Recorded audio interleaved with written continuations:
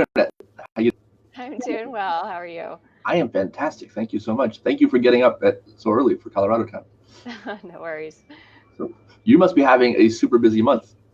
We are. There's a lot going on right now at USC Swimming Foundation. So for people who don't know, what do you do and where do you do it at? Sure. So I'm Tina Dessart. I work for the USA Swimming Foundation based in Colorado Springs, Colorado. I am the Make a Splash program director. So really my primary focus is working with swim lesson providers and partners across the country to support the opportunity for children to learn to swim. That's awesome. Um, yeah, and this month in particular is key for us, going into spring and summer, obviously, like everyone else in the aquatics industry, getting ready for those summer swim lesson programs. And so we kick off the summer season typically with our Make a Splash tour presented by Phillips 66. So we've got four events coming up in the next 3 weeks, I think. And so traveling around the country with our national team athletes and ambassadors, super excited. Yeah, I want to hear all about Make a Splash and the events you got going up. But first, how did you decide this is what you wanted to do? I started in aquatics when I was 16, like most people, right? Lifeguard, swimming instructor, was a competitive swimmer myself. So I just kind of fell into the aquatics role.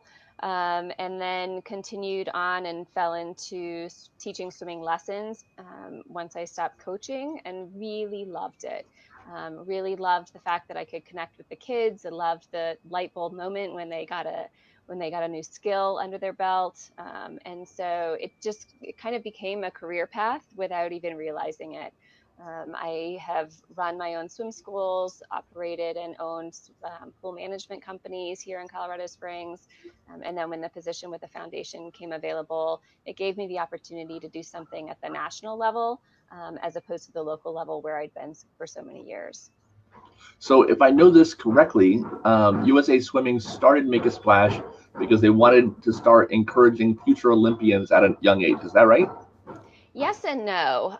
So USA Swimming Foundation really, so it's a split mission. It's saving lives and building champions. And so yes, there's always the thought process that the more children we get into swimming lessons, the more athletes we can potentially develop over time Sure. and kind of build that pyramid at the top end of the spectrum.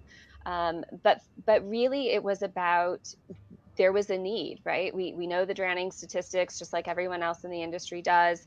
And USA Swimming had the ability through the foundation to make that happen, to really make an impact and have kind of that give back to the local community and the national community, just because people are familiar with who USA Swimming is. And so it gave us a platform to work with that people could connect to. So for people who don't know, kind of what does USA Swimming do? What's their role? Sure. So there are two organizations, and it gets a little bit tricky for people. So USA Swimming is, if you look at it as the competitive side, so USA Swimming itself, this is where our athletes are, where our swim teams, sport development, all the way up to the Olympic platform. And then the USA Swimming Foundation focuses on the fundraising aspects to support those efforts. Okay. And then also with the split mission of saving lives and building champions, also focusing on the saving lives component and providing opportunities for kids to learn to swim. Gotcha. Yeah, the names are very similar, right? So I can see where Mhm. people get confused. But we work in tandem. Our offices are in the same space. We work with the same support systems with regards to communications and art and all those types of things. And so it is one big happy family in the end, but they are two separate organizations. So on the Saving Lives side, what does USA Swimming do through the Make a Splash Foundation to help get kids in the water? Yeah, so really the foundation's primary focus when it comes to getting kids in the water is through the swim lesson providers across the country. So we really what we've created is this network of what we call Make a Splash local partners. And those are swim lesson providers who meet or exceed what we would call industry best practices. So we're looking for, safety standards and protocols that are in place with regards to children, with regards to ratios, insurance, liability coverage, staff training, those types of things. And then also what type of a curriculum and setting are they working in? Is the pool facility regulated in some way, shape, or form by whether it's a health department or a local county or city office?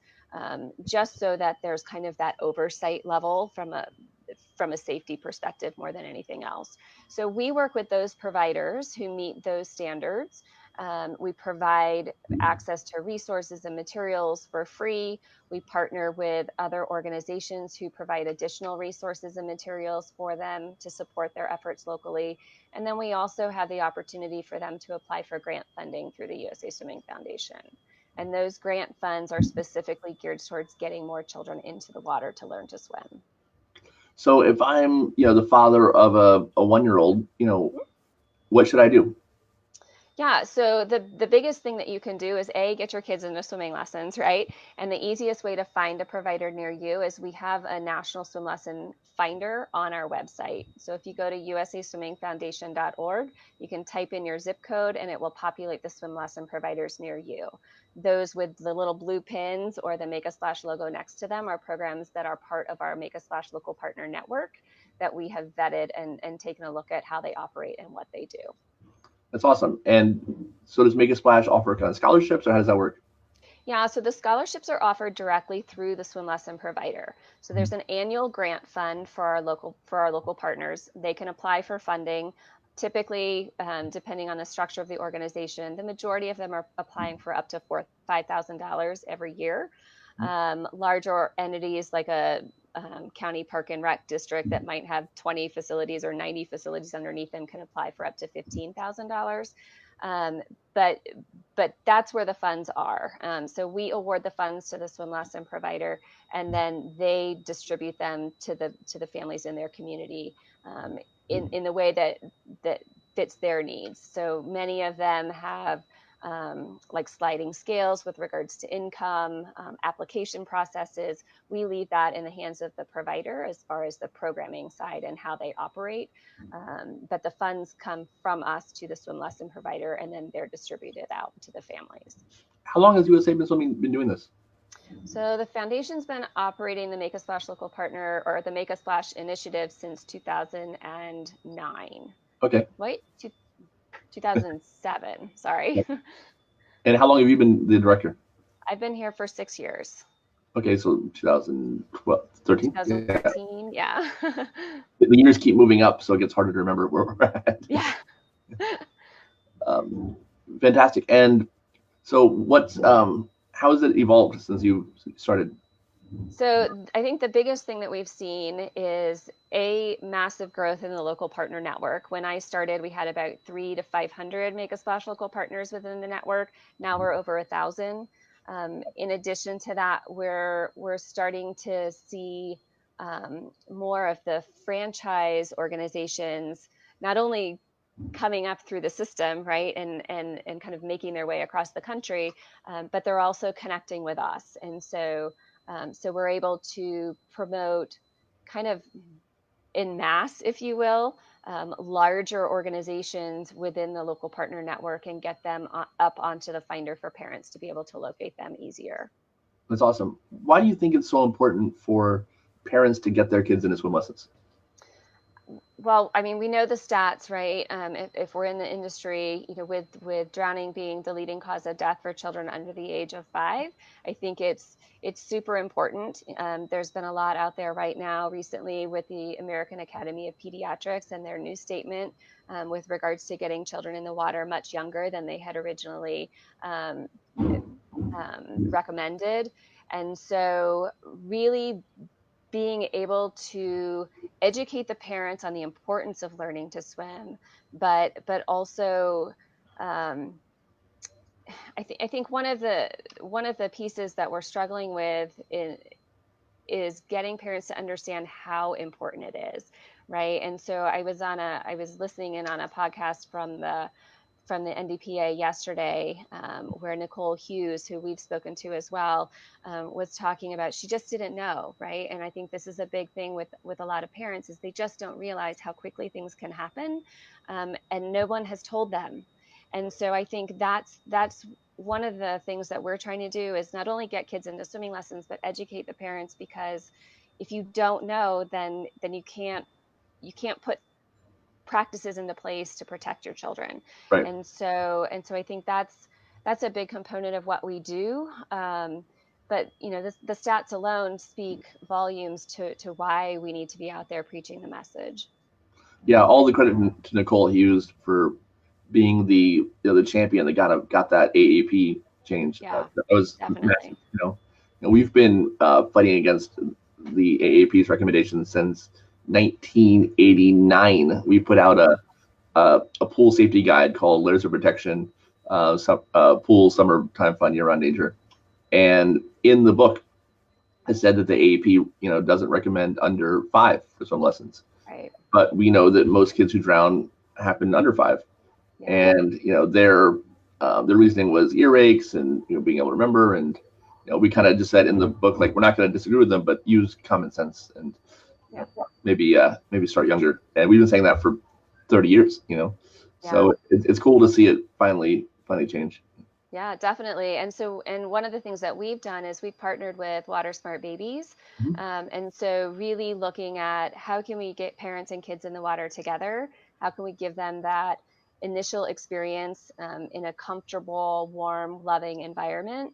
But also it gives us the opportunity, and our instructors the opportunity to teach those water safety skills to parents, to teach them about water safety in general and the practices that they can put into place at home as their kids are developing. And then also, of course, it gives the kids the opportunity to start learning some basic water skills at a much earlier age. So what is Water Smart Babies? I'm not familiar with it. Yeah, so Water Smart Babies it was created really, it's kind of a twofold component, if you will. One is it's kind of a prescription program for physicians to hand out to parents. And so when a parent and a child go in for their 12-month well visit, then the physician can basically hand them a pamphlet that says, here's all the information that you need with regards to water safety, very basic information about layers of protection, CPR, getting swimming lessons for their kids, how they can go about finding a program where they can get enrolled in a swim lesson program for their child. And so all the physician has to do is hand that out, right? And so it's just it's quick on the behalf of the physician, but it gives the parent something to take home, read through, and take action on. So if you think of it like if a physician hands you a prescription for something, you're going to go in and you're going to fill it, right? And so there is a prescription slip within that pamphlet, which basically says, go get your child enrolled in early swimming lessons. So that's one component from a physician standpoint. The other side of it is really connecting, being able to connect the swim lesson providers with additional training opportunities so that they can learn more about early childhood development. Some of our curriculums across the country with regards to national curriculums have that kind of information embedded into the training platforms, but some don't. And as we look at more and more of the privately developed curriculums, if you will, they don't necessarily have that piece from a background perspective. And so it gives them the opportunity to learn a little bit more so that they can better impact and better work with the families that are coming through their doors. And then there are layers where, there are opportunities for our coalitions across the country to be able to activate around this program, right? To be able to connect our swim lesson providers to our physicians and vice versa. And so it's a way for really everyone to get involved in the scope of what Water Smart Babies is all about. And that's so important. I frequently cite a kind of informal study that Carrie Morrison from Live Like Jake did, where she polled several thousand parents across the nation. And one of the questions was, has your physician talked to you about water safety? And 85% of them said no, which means only 15% said yes, which I knew it was going to be bad, but that was way worse than I thought. It's a little frightening when you think about it, right? When it's the leading cause of death for the majority of our children. Yeah. And then, and yet we're telling them wear a bike helmet, Mhm. and wear a helmet when you go on a skateboard, or and hold your parents' hand when you cross the street, right?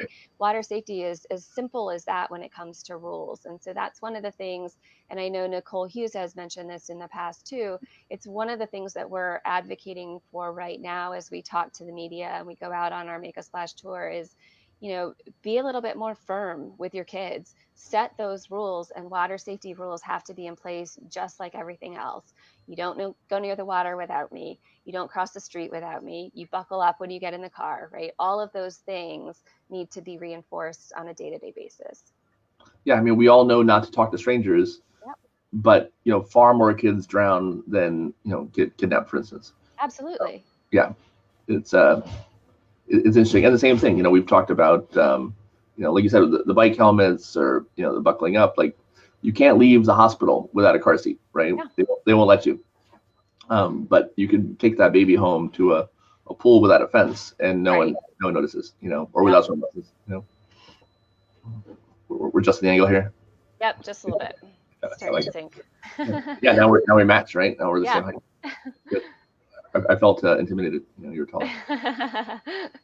So what does USA Swimming have coming up? So we have our USA Swimming Foundation Make a Splash Tour Mhm. presented by Phillips 66 as our primary sponsor. And so I need them. I have a next cave.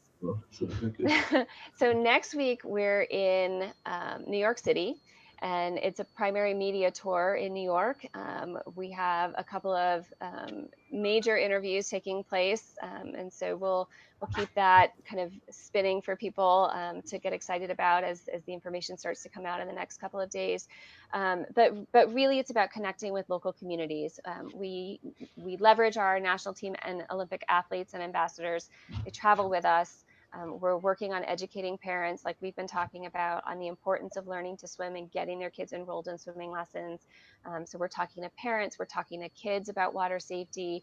We're connecting them with the athletes so that they can get inspired and hopefully continue and move into swimming lessons, and then potentially beyond, right?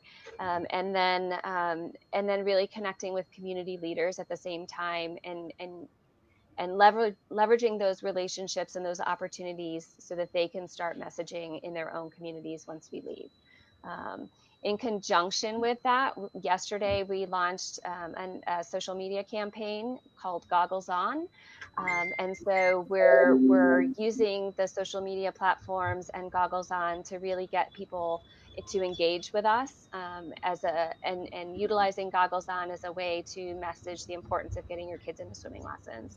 And so we're asking people to simply, take a selfie with your goggles on. It can be ski goggles, it can be water goggles. It doesn't really matter. Have fun with it. Get out there and show your support for getting kids into swimming lessons. That's awesome. I will. I'll find a way to combine that with my Lifesaver Challenge that I do every day, and we'll Awesome. work. Do you know about the Lifesaver Challenge? I don't. You need to do it. So that's the Okay. deal. Every day for the past, what day am I on? I think I'm on day 157. I say that drowning is the number one cause of accidental death for children between ages 1 and 4 years old, and then multiple layers of protection, like pool fences, like swim lessons, like pool alarms, etc., are the solution. I'm going to repeat this every single day until everyone knows it for the hashtag Lifesaver Challenge, and then I nominate people and I share it and everything. And like I said, I've been doing that for I think I'm on 157. Wow. It's been a journey. I said I would do it every day for a year, and Okay. we'll see what happens. Like I'm not. At first I wasn't sure I was going to stop, and now I'm hoping I can make it. Like, that's the deal. Yeah. Good. But, Well, that's awesome. yeah, absolutely. So, but I'm always looking for different ways to do it that are fun or funny, or that keep me from going insane. So, Yeah. So when you do it the next time, when you do it I'll put some tomorrow, goggles put on. your Yeah, goggles on, hashtag goggles on when you post it. awesome. So, what's the day of giving? So the Day of Giving is taking place on May 22nd. Okay. So it's next Wednesday. And really it, it's just what we've been talking about. We're raising funds. The foundation is all about raising funds to support our efforts. And so we're raising funds to support the opportunity for kids to get into swimming lessons. Those dollars would then go back out to our local partners to provide swim lesson opportunities for kids in their community. It's running in tandem with the Goggles On campaign. So Goggles On helps to spread awareness, and then with that awareness, we're talking about the Day of Giving as well.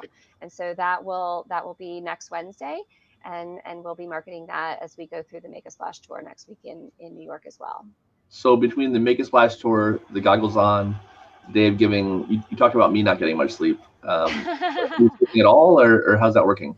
I'm sleeping okay. They're long days for sure for our entire staff, but yeah.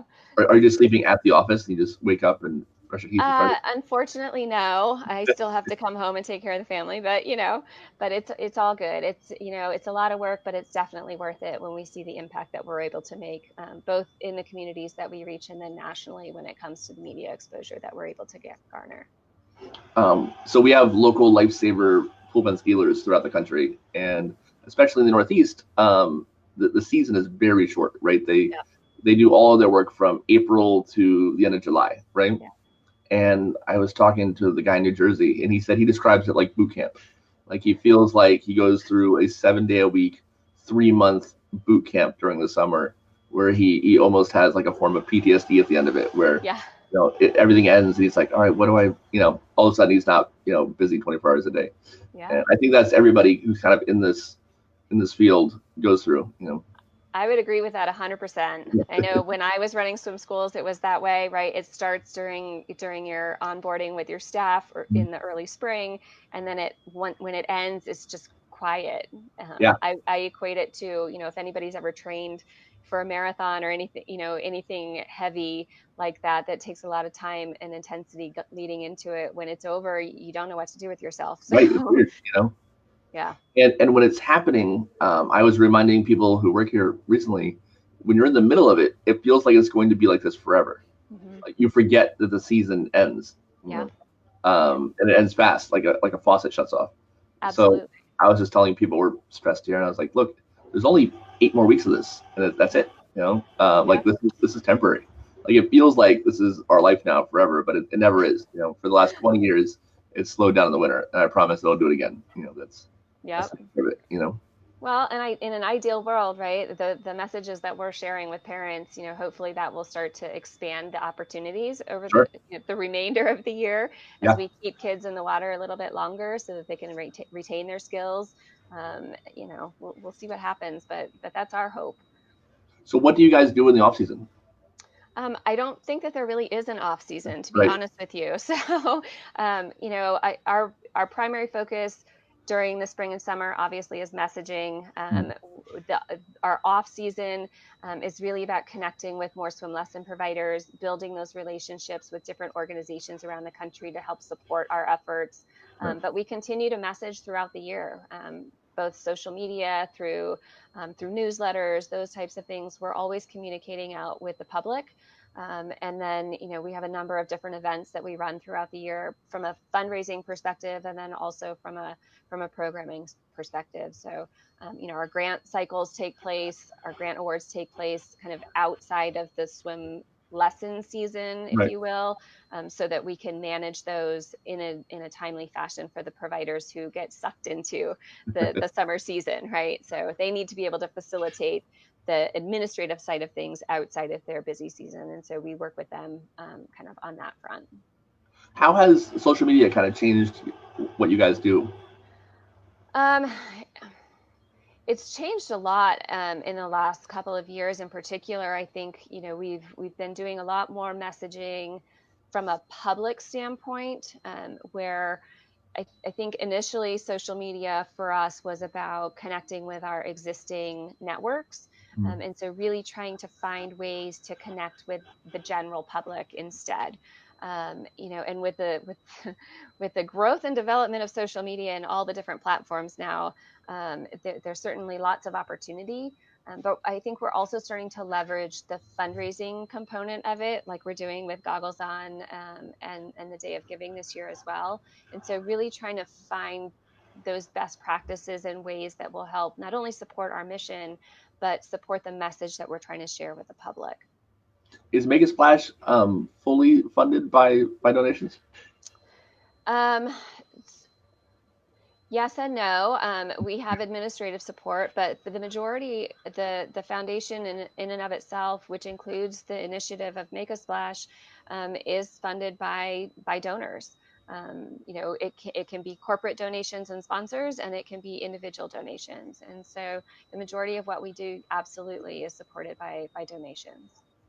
I mean, that's great because it means that everything's coming from the right place, but it's got to be tough also to make sure that, the wheels keep turning, Yep. It's bare bones sometimes, but we all are passionate about.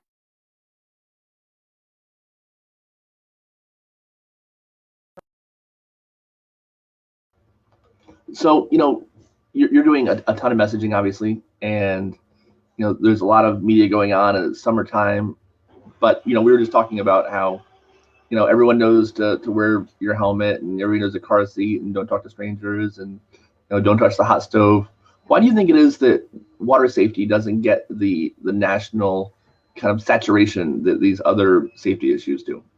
I think there are a couple of reasons. I think that, and this is personal opinion more than anything else, but I think we it's not front and center every day, right? We don't, we hear about big car accidents, or we hear about, plane crashes or things like that. I think it's the media sensitivity piece, and whether or not it's they don't want to step into that space because it's too touchy feely, if you will, or it doesn't resonate for them, and it doesn't. I hate to say it, but media is about ratings too, right? So, Mhm. so if we look at it from that perspective, is that going to capture the audience? And so I think it's a matter of, and we're starting to see it now with Bodie Miller and his daughter, unfortunately, and Nicole Hughes, and the partnership that they have formed. I think we're starting to see the media latching on a little bit more, because people are really being a lot more vocal about, look, you need to be paying attention to this, and you really need to to buy into the message that we're trying to share with the general public, because it will make a difference. And I think that's the other piece is, from a statistics standpoint, it's very difficult for us to come up with hard, fast numbers that aren't 2 to 3 to or older, years older. And so I think it's hard for people to latch on to information when it's not 100% current and up to date. And so I think that's a difficulty as well. And so certainly there are definitely conversations that have been taking place for a number of years about, how do we get data faster, and what kinds of data should we be gathering, and can we gather, to support the message that we're trying to share. So I think those two pieces kind of in tandem. Um, it's hard to say just off the top, but I think those two pieces, if we were able to come at it from the perspective of, here's the data, here's what happened, this year, this is where we're at, right? And we do have some of it, but we don't have all of it. And this is the message, and the heartstrings that are being pulled. Then I think those two pieces together, they have a powerful message. It's just a matter of, how do we connect with the media in the way that they need it, so that they can maintain their ratings like they need to. Right. I don't know. I don't know if there's, it's probably not the best answer, but I'm sure other people who have kind of the media side and the media brain more than I do probably could give a little bit more insight to that.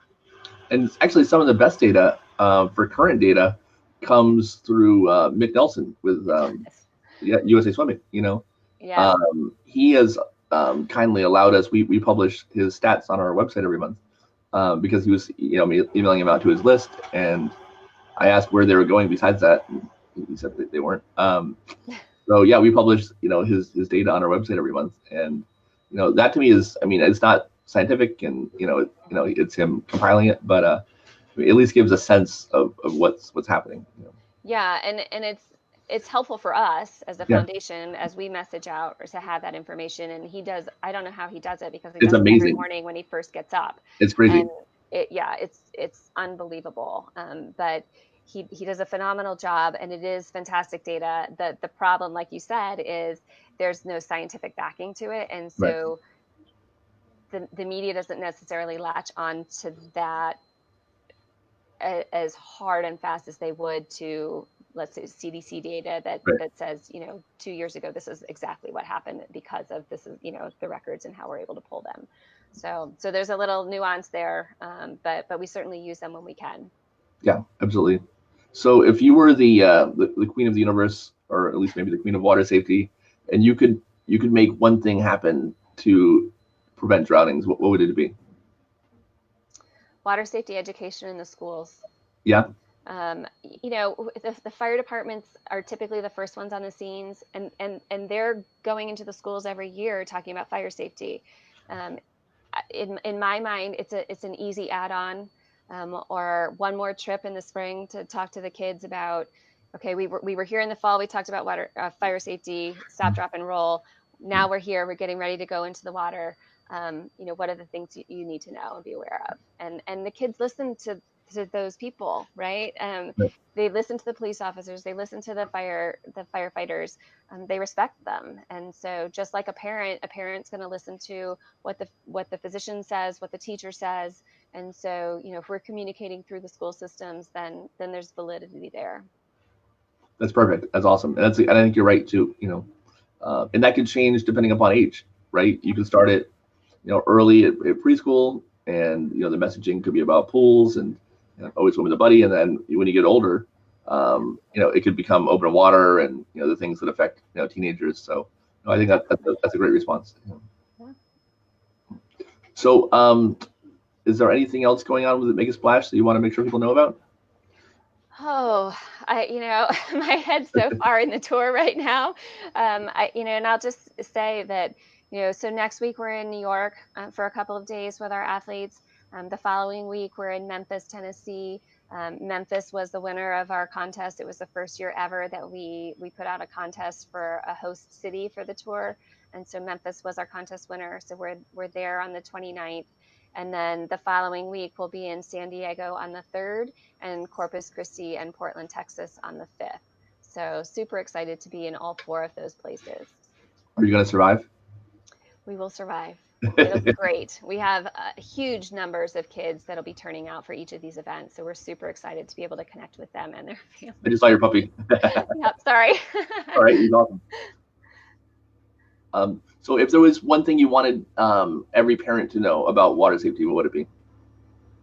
Get your kids into swimming lessons early. Yeah. And teach them the rules. Don't go near the water without your parents. Yeah. That's step 1. And I always say, even if it's not part of your personality, right? Even if you're a laid back parent, this is life and death, literally. You have to be hardcore about this one thing. Oh, just like you would with a seatbelt, right, or a car seat, right? You don't start driving until your kids are buckled up. Yeah. Same thing. You keep them rear facing even when they scream at you, because exactly. it's important. Yep. It's possible, right? Definitely. Awesome. Well, thank you so much. I really appreciated this. I'm glad you got up early and even did this with us. And good luck on your tour. Thank you. And after everything is finished and you guys are super successful, you can come back and tell us what else you have going on. That would be great. I'd appreciate it. Thanks, Tina. I really appreciate it. Thank you. Have a good one. You too. And goodbye, everyone else. Take care.